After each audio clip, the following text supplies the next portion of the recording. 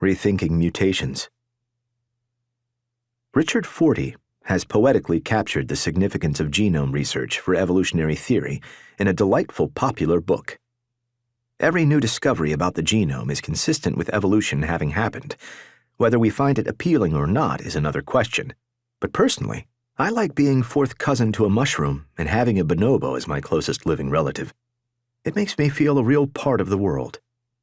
The modern synthesis and the neo-Darwinian views of genetic variation, that variation A arises primarily from point mutations in DNA, B, that DNA sequence variation primarily results in changes in amino acid sequences, and that C, genetic variation is essentially random in nature, are misleading and incomplete for several reasons.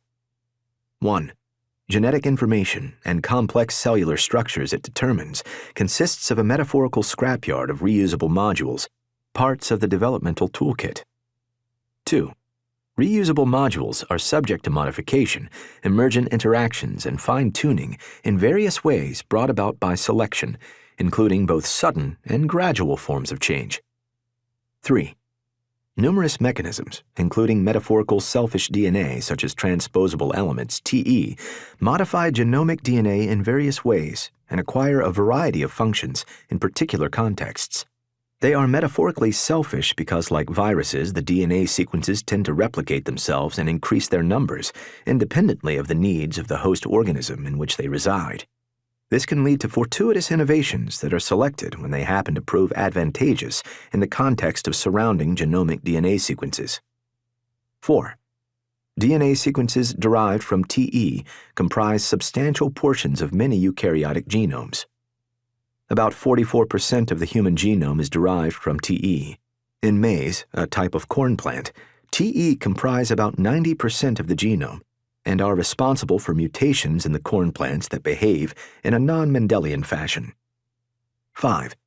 Innovations in the genome, as well as the molecular interactions they determine, can contribute to both generative and ecological phenotype selection that can act on these elements in a variety of ways over multiple generations. 6. The modular and repetitive nature of determinants of biological organization contribute to much of the variation in phenotypes observed in natural history. Gene duplications are a prime example of reuse and redeployment of elements that arise by duplication and subsequent modification and fine-tuning under natural selection. 7. Self-accelerating mechanisms of genome evolution, such as replication slippage, gene duplication, and unequal crossing over, can evolve at rates that exceed random point mutations. 8. The significance of various types of DNA sequence change, such as frame shifts, simple tandem repeats, insertions, and deletions, contribute to a variety of levels of complex gene regulation that are only partially understood at the present time. 9.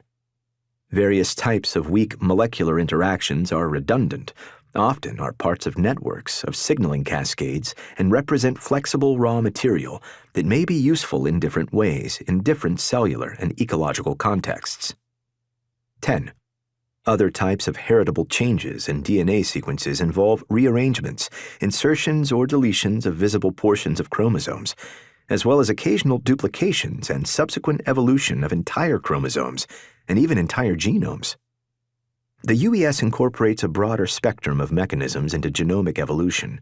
It recognizes A, a variety of types of changes in genomic DNA that are synergistic, B, a wide range of phenotypic consequences, including regulation of genes and developmental toolkit elements, and C, several non-random features of variation and evolutionary change, including the consequences of Emergent Evolutionary Potential, EEP, combined with natural selection.